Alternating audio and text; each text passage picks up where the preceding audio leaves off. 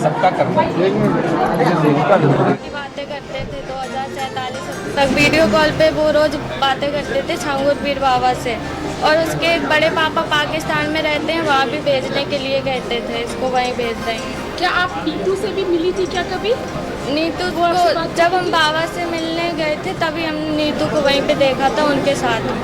क्या बताती थी, क्या कहती थी, इसके बारे में कुछ बताइए। नीतू क्या कहती थी कि मुस्लिम धर्म में सब कुछ है, हिंदू धर्म में कुछ नहीं रखा है, किस तरीके से आपका ब्रेन वॉश किया गया ये बताइए। नीतू ने ज़्यादा बात नहीं की, ये कहा था कि रुद्र भी बाबा का मुरीद है, तुम भी मुरीद बन जाओ बाबा की। ये बताइए कोई बाबा किताब के आप बनने लोगों से को क्या दी फायदा थी मिलेगा आपको, क्या बताया? सारी मुसीबतें तुम्हारी जो है वो सब हल हो जाएंगी, तुम्हारे पापा की शराब छूट जाएगी। और क्या ये भी बोलते थे कि बाबा का सीधा संपर्क ऊपर वाले से है, अल्लाह से है? हाँ, अल्लाह की बातें हाँ करते थे, और कहते थे बाबा के पास बहुत बड़े बड़े अधिकारी आते हैं, सबकी परेशानियां वो दूर कर देते हैं। क्या आपने औरैया पुलिस में कभी शिकायत की थी? ये मामला कब का है? आपने शिकायत मेरे पापा ने शिकायत की थी, मेरी गुमशुदगी की रिपोर्ट भी लिखी है, लेकिन उन पे कोई भी कार्रवाई नहीं हुई थी की? कब की बात है? जब हमें वो लेके गया था फतेहपुर। समय याद है, सन याद है? 2022 2024 में मई में।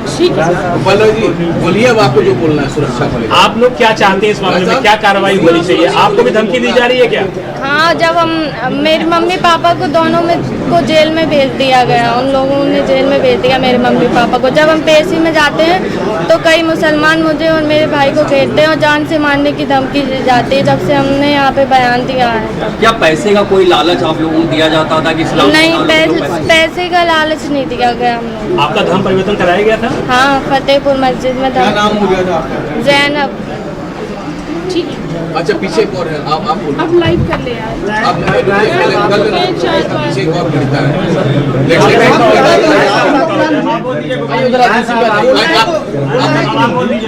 आपको बोलना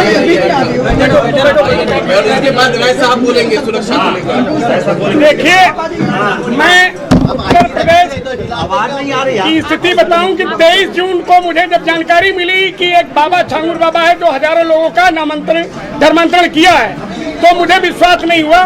मैं 24 जून को मैं जाता हूं सीधे उतरौला थाना के अंतर्गत जो मधुपुर गांव है, बाबा का इतना विशाल कोठी देखने के बाद मुझे पता चला कि एक भिखारी पीर आदमी इतनी बड़ी दौलत कैसे खड़ा कर सकता है।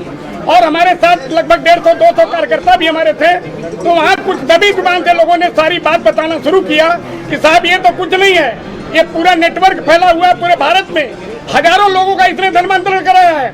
और ये बात खुलती खुलती चली आ रही है। जैसे मैंने अभी आपको दिखाया कि एक ऐसा व्यक्ति मेरठ का रहने वाला है जो एक जा करके विदेश में बस गया है, और इसका नाम भी हमने आपको बताया कि ये देखिए, ये चेहरा है इसका, ये क्या नाम इसका? बदर अख्तर सिद्दीकी, यही लड़का है वो। ये आपको भी पता था? और नोएडा के अंदर इसने अपना कारोबार बताया, ये मेरठ का रहने वाला बता रहा था। तो इस समय ये विदेश में जो है वहीं से संचालन कर रहा है। तो निश्चित रूप से मैं आपको बताऊं, अभी हरियाणा जो तार की हरियाणा में ये 12 जुलाई और 13 जुलाई को एक छांगुर गैंग का आमिर और उसकी बहन नेहा, ये दोनों गिरफ्तार हुए हैं हरियाणा में। ये 12-13 जुलाई की बात है। ये नेटवर्क इतना लंबा है, और कब किसकी ये सब हत्या करते हैं, चूंकि हमारे यहाँ और बच्चियों का भी, आपने बच्चियों के मुंह से सुना, बच्चियां इतने बोल नहीं पा रही हैं, तो सुरक्षा की आवश्यकता सरकार पहले जांच करा ले, अगर है तो निश्चित रूप से इन सब बच्चियों को दे। हम डरने वाले नहीं हैं। अरे हमारी हत्या होगी, गोपाल राय कोई और फिर होंगे, यहाँ बहुत लोगों की हत्या हुई है। अब हिंदू आदि अगर कोई आदि उठा रहा है, अब हमको कई जगह जाना पड़ रहा है कि जहाँ हिंदुओं का उत्पीड़न हो रहा है। उसी तरह हम मुबारकपुर थाना क्षेत्र के बम्भौर गांव में गए थे, तो वहां जब लोगों ने कहा कि इसी गांव के पिस्टल से गुलशन कुमार हिंदू गायक की हत्या हुई थी, और मैं गया वहां पर, तो हिंदुओं का उत्पीड़न हुआ। कुछ बच्चियां जो दलित थी, पिछड़ी समाज की थी, उन्होंने कहा मेरे साथ जो गलत काम हुआ मैं उसको बयान नहीं कर सकती, लेकिन हमने कहा बिल्कुल। एसएसपी आजमगढ़ से मेरी बात हुई, उन्होंने कहा मैं अस्थायी पुलिस चौकी बना दिया हूँ। ये परसों पुलिस चौकी वहाँ से हट गई, और जो पीड़ित थे सुरक्षा की व्यवस्था, जैसे मेरी सुरक्षा की बात सुन लीजिए, मेरे पास 18 साल से 2 गनर लगातार थे, पिछले कुछ दिनों से नहीं है। इसमें क्या प्रकरण है, मैं कौन सा अपराध किया हूँ? पूरे भारत में 151 का मुकदमा मेरे ऊपर नहीं है। रोज 10-20 लोगों को मैं टेलीफोन से बात करता हूँ, सीधे डीएम एसएसपी थाने पे, जैसे इसका मुकदमा नहीं कायम हो रहा था। ये बच्ची फोन की, मैंने तुरंत इंस्पेक्टर से कहा मैं विश्व हिंदू रक्षा परिषद के राष्ट्रीय अध्यक्ष बोल रहा हूँ, हम लोग डरने वाले नहीं है, न हत्या से डरने वाले। लेकिन सरकार में जो बैठे अधिकारी हैं, मुख्यमंत्री जी को तो मैं सलाम करता हूँ। दुर्भाग्य है कि मुख्यमंत्री जी से मिलने के लिए ये पीड़िता कई बार करी, हम लोगों ने टेलीफोन पर संपर्क किया कि भाई नाम नोट करा दीजिए, मुख्यमंत्री जी से मिलना है, अपनी बात को कहना है, क्योंकि मुख्यमंत्री हमारे देश के प्रमुख आदमी हैं, उनकी नैतिक जिम्मेदारी भी है। और उन्होंने एक बात छांगुर के खिलाफ कहा भी है कि एक जल्लाद को हमने जेल में डाल दिया, तो ये अच्छा काम किया उन्होंने।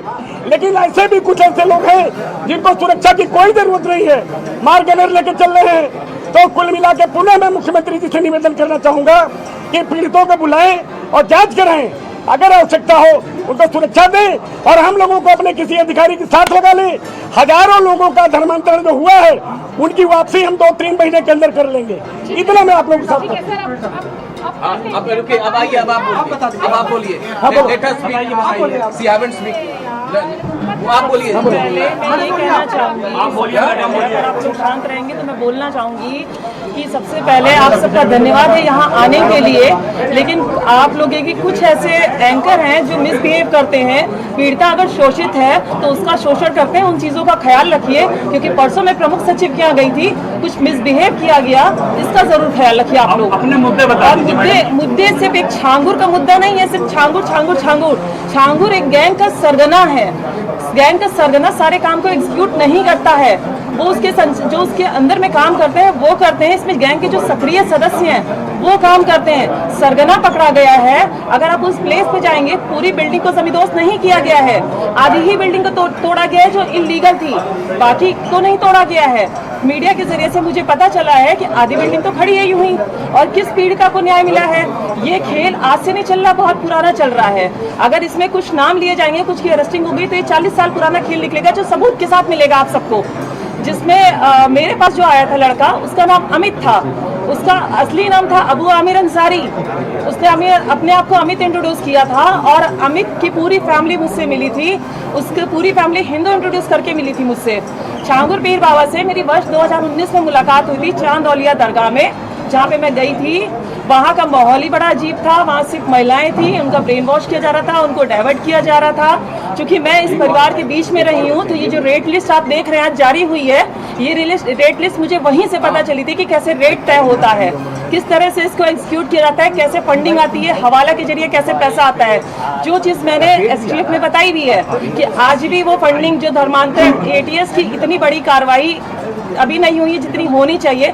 मुकदमा पंजीकृत होने के बाद 2 धर्मांतरण और कराए गए हैं, जिसकी जानकारी एटीएस को है ही नहीं। प्रशासन इस लेवल की जांच कर रहा है। आप एफआईआर उठा के देखो, जिसमें 9 नामजद हैं, लेकिन 4 की गिरफ्तारी होती है। एफआईआर कब की है? नवंबर 2024 की, और गिरफ्तारी कब होती है? अप्रैल में। कुछ गिरफ्तारी कब होती है? अभी 5 तारीख को। क्यों सिर्फ 4 लोगों की गिरफ्तारी, 9 नामजद, और उसके अंदर ना जाने कितने नाम। अगर गिरफ्तारी का आंकड़ा निकाला जाएगा ना, तो 40 से 50 ऊपर पहुंचेगा, उससे कम नहीं रहेगा। और छांगुर के द्वारा 5000 से ऊपर लड़कियों का धर्मांतरण कराया जा चुका है, और जिनसे मैं पीड़ित हुई हूँ उनके फादर अबू हुरैरा अंसारी द्वारा 10 से ऊपर धर्मांतरण हो चुका है। अगर उनको जब तक पकड़ा नहीं जाएगा ये खुलासे पूरी तरह से नहीं होंगे।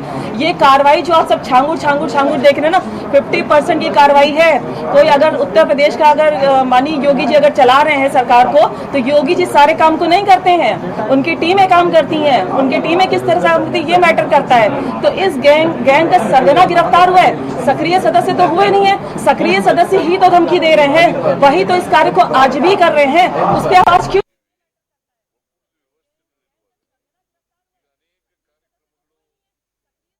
तो धमकी दे रहे हैं, वही तो इस कार्य को आज भी कर रहे हैं। उस पर आवाज क्यों नहीं उठाई जा रही है? मैं आप सबसे यही रिक्वेस्ट करती हूँ कि उस पर आवाज उठाई जाए। सरगना गिरफ्तार हुआ है, सरगना के गिरफ्तार होने से सारे राज नहीं खुलेंगे। राज वहां से खुलेंगे जो सक्रिय सदस्य अभी भी काम कर रहे हैं, जो धमका रहे हैं, वो राज खोलेंगे जब उनको पकड़ा जाएगा। तब तक ही राज पूरे खुलने वाले नहीं है, क्योंकि छांगुर एक मास्टरमाइंड था। उसने आप देखे तो प्रॉपर्टी उसकी ज्यादातर अपने नाम से नहीं है, दूसरों के नाम से उसने प्रॉपर्टी ली हुई है, दूसरों के नाम से वो खेल खेल रहा है। कोई भी सरगना अपने नाम से खेल नहीं खेलता है। फंडिंग हुई है, रेट तय किया गया है, फंडिंग का पैसा किसी पीड़िता को नहीं मिला, किसी से भी आप पूछ लीजिए। ये जो अमाउंट आता है हवाला के जरिए से आता है, ट्रांजैक्शन हुए नेपाल के जरिए से आता है। नेपाल का बहुत बड़ा इसमें सहयोग रहता है, वहाँ से आने जाने का, पैसा लाने का। हवाला के जरिए से लखनऊ के अंदर मैंने जगह बताई है STF को किस जगह से पैसा आता है, कहाँ से लिया जाता है, कैसे ट्रांजैक्शन किया जाता है, कैसे डिस्ट्रीब्यूट किया जाता है, मैंने पूरी डिटेल उनको दी हुई है। और पैसा किसी पीड़िता को नहीं मिलता है, पैसा इनको मिलता है जो गैंग का सरगना है, वहाँ से डिस्ट्रीब्यूट होता है उनके पास।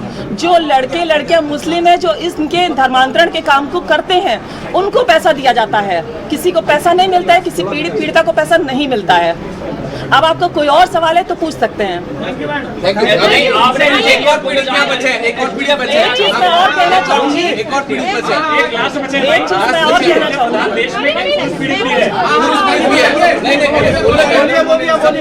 मैं ये कहना चाहती हूँ कि सबसे ज्यादा जो हमें जरूरत है सुरक्षा की जरूरत है, आर्थिक सामाजिक सुरक्षा की जरूरत है। अगर हमें ही कुछ करा दिया जाएगा तो ये बताइए, आज जो हम यहाँ पे बैठे हैं, जो आप लोग यहाँ पे आए हैं, कौन इनको लेकर आएगा? हमें ये बताइए, कोई लेकर आएगा क्या किसी को? कोई किसी को नहीं लेकर आएगा। अगर कोई आवाज उठा रहा है, विश्व हिंदू रक्षा परिषद द्वारा आप सबको बुलाया गया, वो सहयोग कर रहे हैं, वो आवाज उठा रहे हैं, तो आप हमारी सुरक्षा को भी ध्यान में रखिए।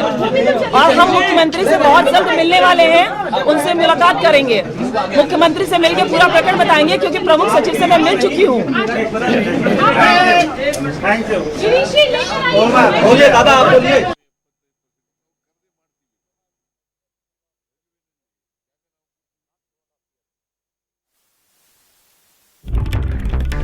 तो अभी आप उन महिलाओं को सुन रहे थे जिनका धर्मांतरण हुआ। जो पीड़ित महिलाएं थी वो अभी कैमरे के सामने थी और उन्होंने देखिए निश्चित तौर पर समझा जा सकता है कि वो बातें बताई जिस पर लगातार छांगुर बाबा पर सवाल उठ रहे थे।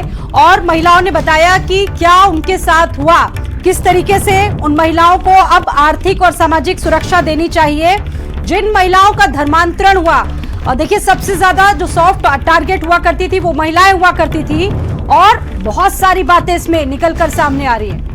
अब एक बार हम आपको फिर से सुनवाते हैं पीड़िताओं ने आज जब प्रेस कॉन्फ्रेंस की, मीडिया के सामने क्या कुछ कहा जिनका धर्मांतरण हुआ है, सुनिए। मुझे एक फतेहपुर मस्जिद में लेके गया, वहाँ पे मेरा जबरदस्ती निकाह किया, तब हमें उसका नाम पता चला, मेराज अंसारी है।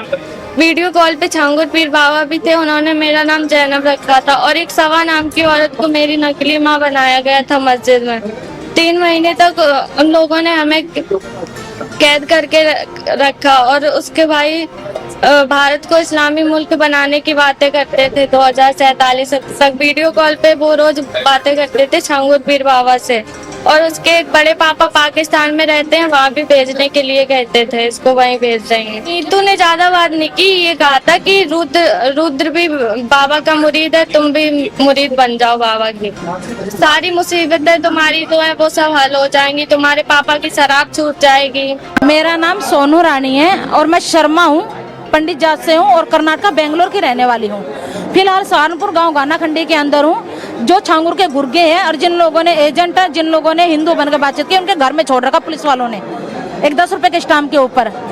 और आप पहले खबरों में सुन ही चुके हैं इनकी वारदात। मैं वही पीड़िता हूँ जिसका बलात्कार गांव गानाखंडी के अंदर फरमान जो है उसने किया, जो इनका चाचा है और अपने दोस्तों के साथ मिलकर सिगरेटों से मुझे जलाया गया। मैं वही पीड़िता हूँ जो सऊदी तक, जहाँ सऊदी से लेके इनकी सहारनपुर तक इनकी हवानियत सऊदी से लेके सहारनपुर गानाखंडी तक खत्म नहीं हुई। ये मैं वही पीड़िता हूँ। और आज मैं ये बताना चाहती हूँ, न्यू अपडेट दे रही हूँ कि 3 जुलाई को जो यहाँ पे आयोजन हुआ था, जो घर वापसी हुई थी 15 लोगों की, जी मुझे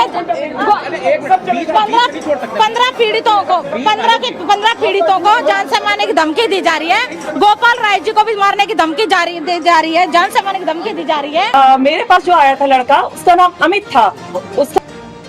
तो आप उन महिलाओं को सुन रहे थे जिनका कथित तौर पर धर्मांतरण हुआ और उन महिलाओं ने अपनी आपबीती बताई। और देखिए आपने उन महिलाओं को भी सुना होगा, उन महिलाओं ने बताया कि कैसे उनको महीने भर कैद करके रखा गया, यहाँ तक कि उनकी नकली मां बनाई गई और पूरी तरह से उन महिलाओं का ब्रेन वॉश कर दिया गया। आप सोचिए कि पूरी